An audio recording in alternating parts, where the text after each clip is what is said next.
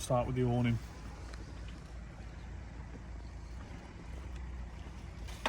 Thank you.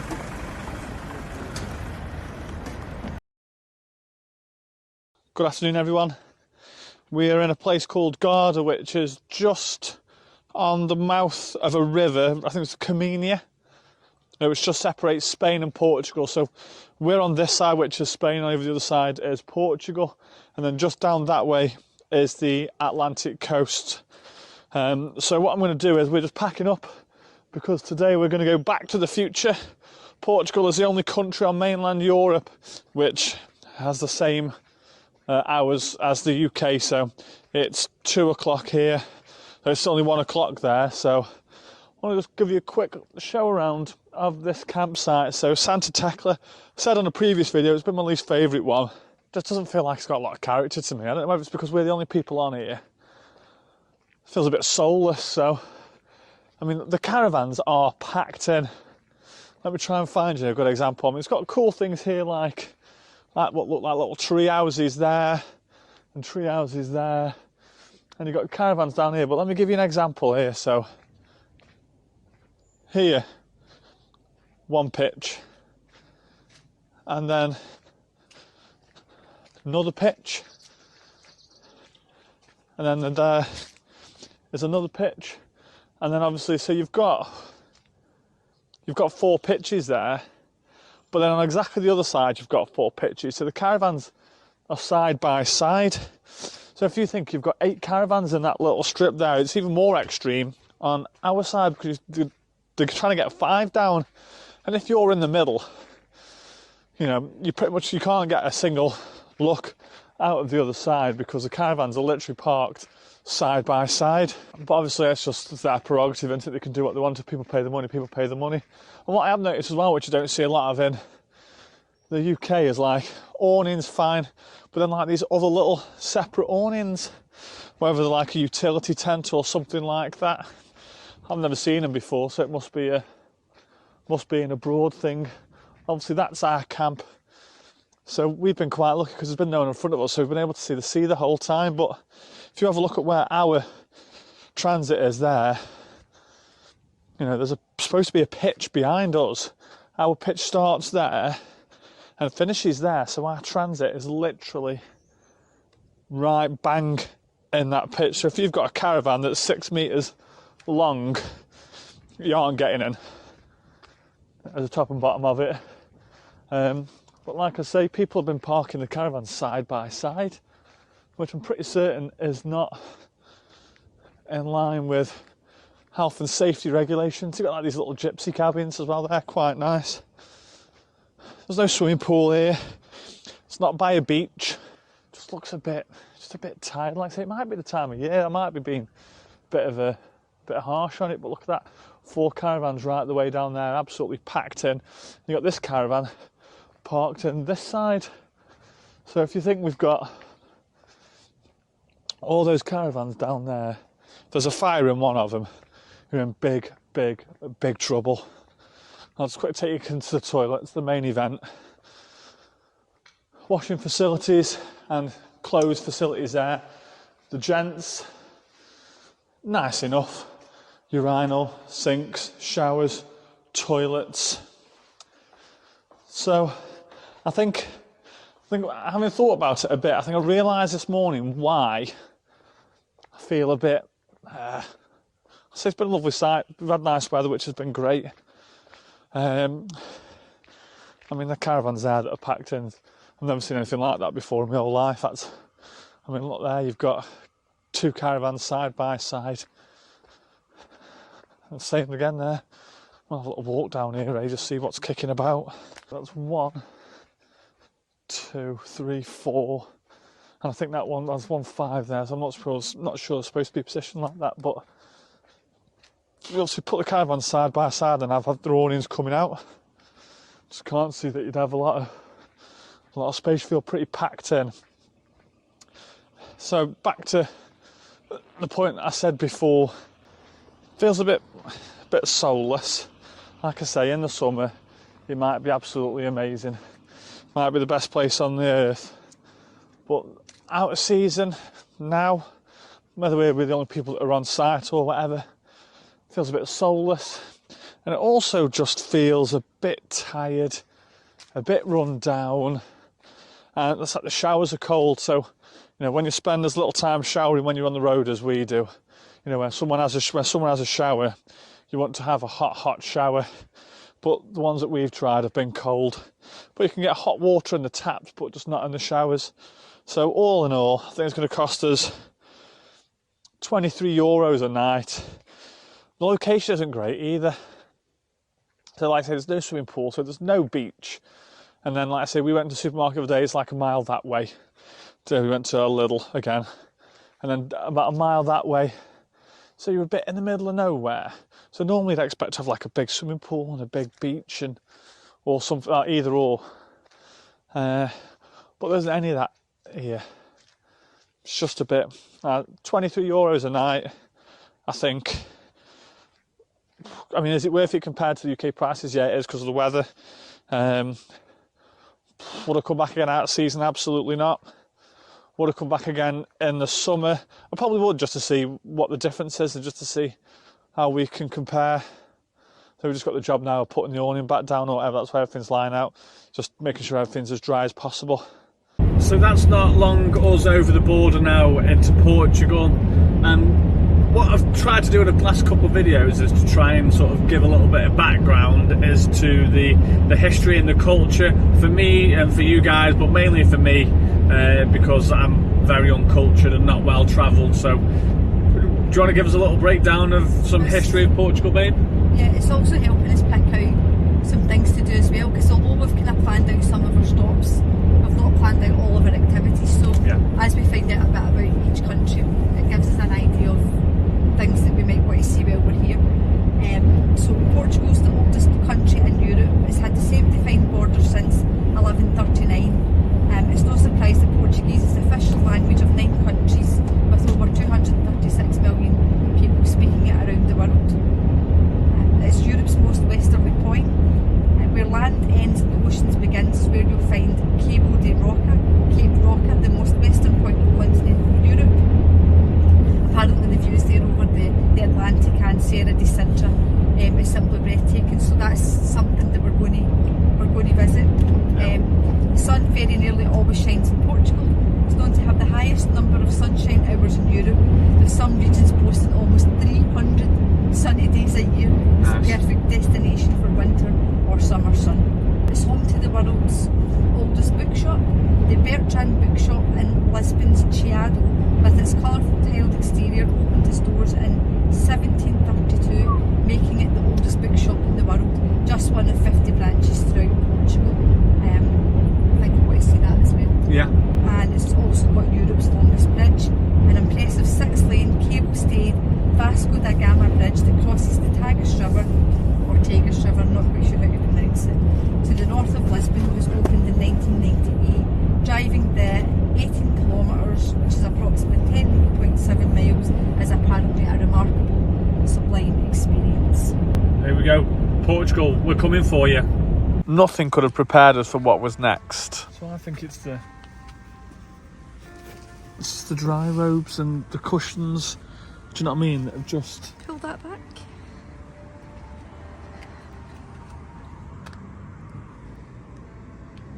See what I mean? Yeah.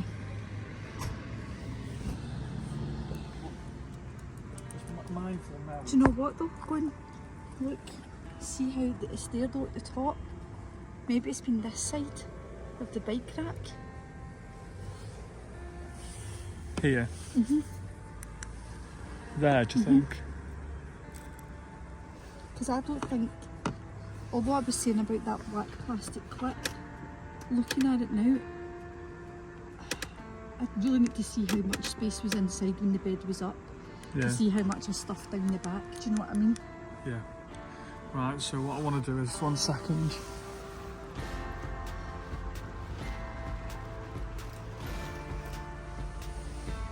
I'll get a bag. Yeah, let's get a bag, eh? Careful. I'm tempted to get the bed down. Okay, babe. Do you know what I mean? Yeah. and then like so we might have to get the awning out and get everything out there to lift the back up, I think. See what I'm saying? So start with the awning or start with the bed? Let me think.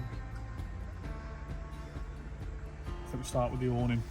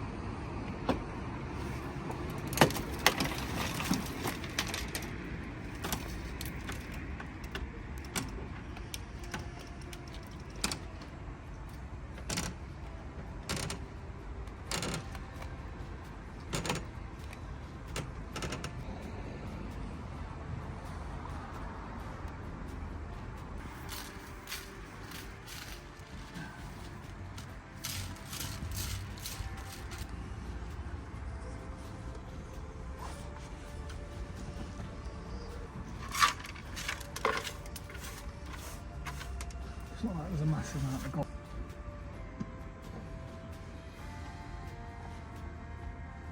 Looks good to me. You've got that. You've got that part of the... You know, you could almost think if the dry robe was hitting off of that with that black plastic thing. Just put too much pressure on there. Could have been that.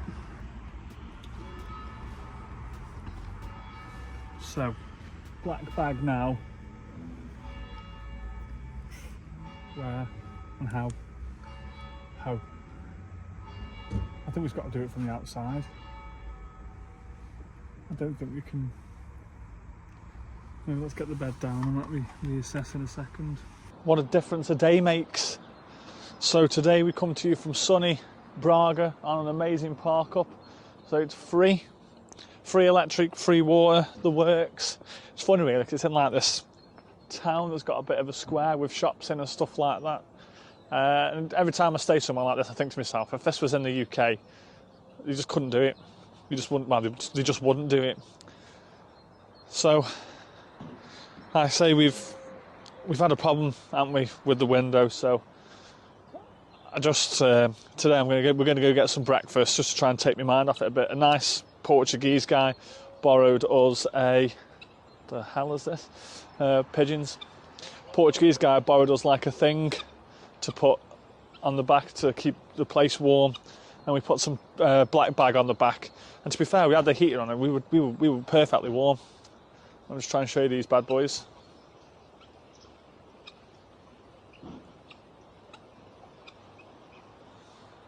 Didn't fancy it. So like I say, we've had a massive problem. There's a man looking at it now. I wonder what he's looking at. He's looking at it now. So I'll just show you around the back. I'll wait for this man to... Actually, no, you can stay there for me. Go on this way.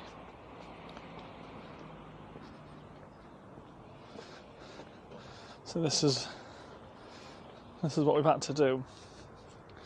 Old black bag job. Still glass everywhere. I still need to finish sweeping it up really and getting it in a bin. I had to put those bits one side. I couldn't see what I was doing last night, so some on the back. So I'll get the old dustpan and brush out in a minute and finish it off. But plan today, go and get some breakfast, take my mind off this for a minute, and then we will start the process of ringing people and getting some quotes ready to see what to do. I don't know whether to ring breakdown cover or whatever, but just going to get it sorted. Like I say, it's free here, so it's not too bad. If we have to stay here for 3 or 4 days, then we have to stay here for 3 or 4 days. It's just, unfortunately, it's just one of those things. It's the beauty of van life, really. And when they say it doesn't rain but it pours, they weren't too far wrong. So while we're walking for breakfast, Lisa nipped into an optician's to try and find some contact lenses. On her way in, she misjudged a step, tripped over and banged the bridge of her nose on the corner of her desk. Blood everywhere, ambulance called, and she had to be whipped off to A&E. Love ya.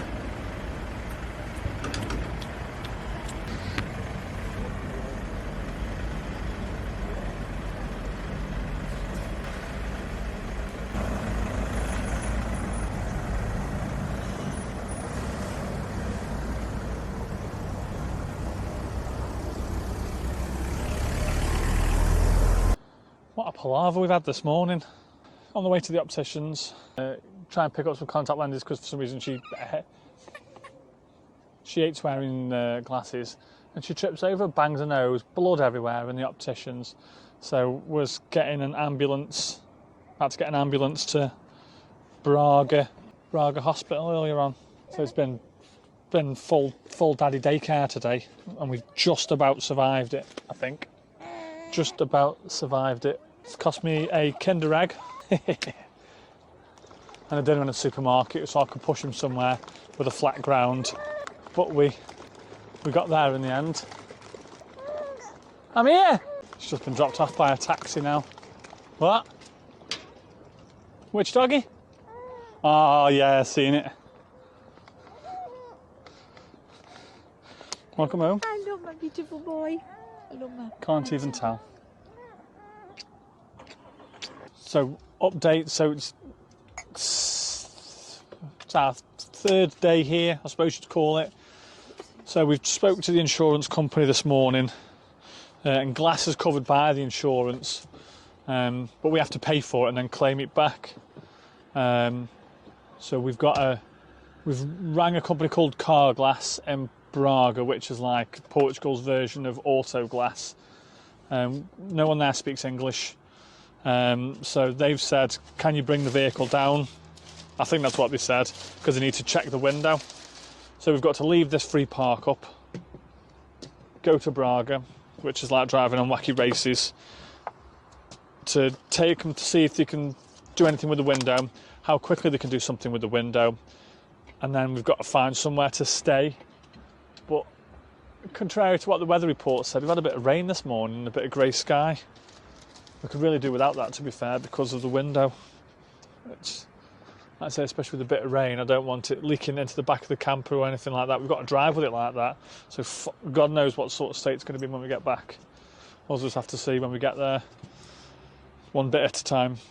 So we've parked outside a glass drive. We had a few recommendations for those guys on a couple of Facebook groups, so Dickie's just away in to see what the sketch is. Oh, pardon you.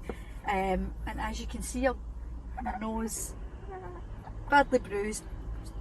Don't think it's quite made it under my eyes yet, but it's quite sore, and I've got quite a sore knee as well, where I must have skated that off the counter. But yeah, I was quite lucky actually. I could have quite easily have broken my nose. I had to go to the hospital to get an x-ray, but it was all good. Or I could have knocked teeth out, or I could have broke my ankle. Couldn't have. But just a bit of a bruised nose, bruised knee, bruised ego. Oh, here he comes. Hopefully it's good news. Right. How'd you feel?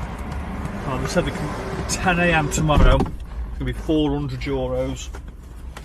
So we've got to get a receipt. Yeah. Because when I spoke to the insurance people earlier on, we've got to get a receipt. They'll give us 150 quid back. Off the So 400 after the full, because £90 excess. What is it? Is that expensive? Is it? Oh, it's terrible. Oh, that's Rory's thoughts on it. Yeah. Anything else you'd like to add? But then the thing is, 2 hours to sort it. You're joking. No, I don't get it. I don't care. I can be here at 10 tomorrow, 10 till 12, 12 o'clock. We can go.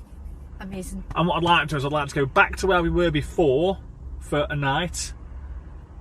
We'll do a day in Braga now because we're here. Yeah. I'd like to go back to that other place tomorrow because I want to do the castle. Yeah. And then that'll be, and we'll have to just work out the map as to where that puts us, where we should be or whatever. Yeah. Unless you just swerve the castle and find another castle to do another time. Right. Well, there you go, guys. Nice. It's easy as that. Are we recording? Yeah. Oh, right, okay. Right, Sam. Right, bye. Hello everyone, welcome. We're actually, I don't know whether you call it Deep Braga now, but we've just been to, well, you've just seen, haven't you? So we've just been to Carglass, so they can get that done tomorrow in 2 hours. So to be fair, in hindsight, it hasn't turned out to be the apocalyptic thing that I was expecting it to be. So this is the park up that Lisa's managed to find. So it's an 8-minute drive from Carglass. So I was happy with that because it just means that we didn't have to drive miles and miles and risk our extremely waterproof thing at the back, which to be fair seems to be holding out pretty well, really, considering it is essentially a black bag and Gorilla Tape. By the way, Gorilla Tape is good stuff, man.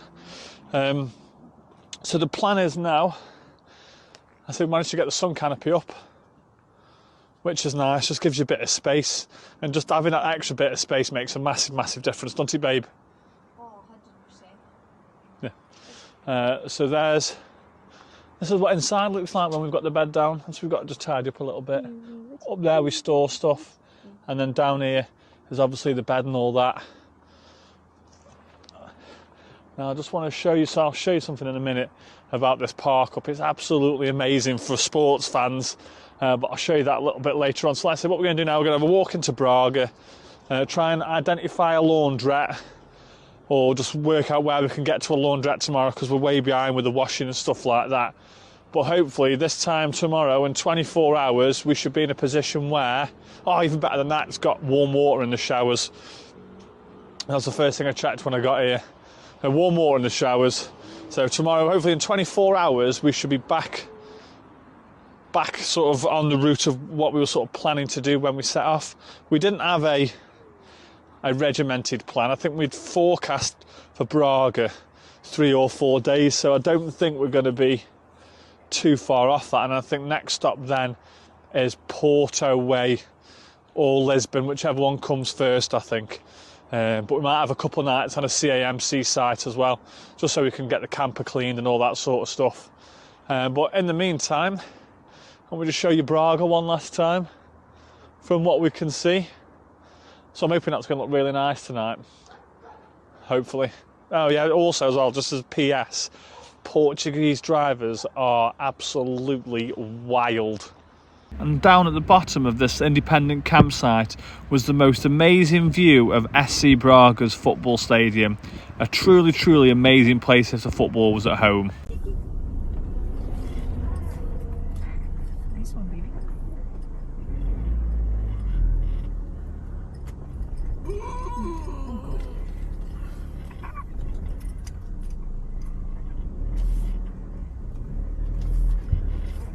Cheeky boy.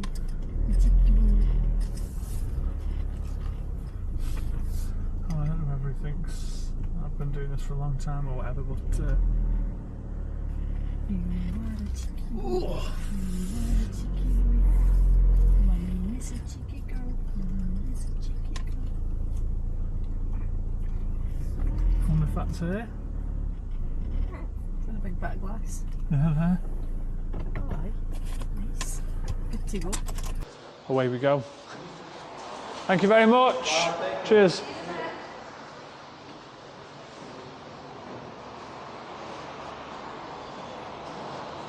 "2 hours. My main concern now is how stable the roof box, or the storage box is going to be, and whether that's going to be the next My problem. main concern is navigating this road that doesn't seem to have a path. Yeah. Well, let's find somewhere to eat, eh?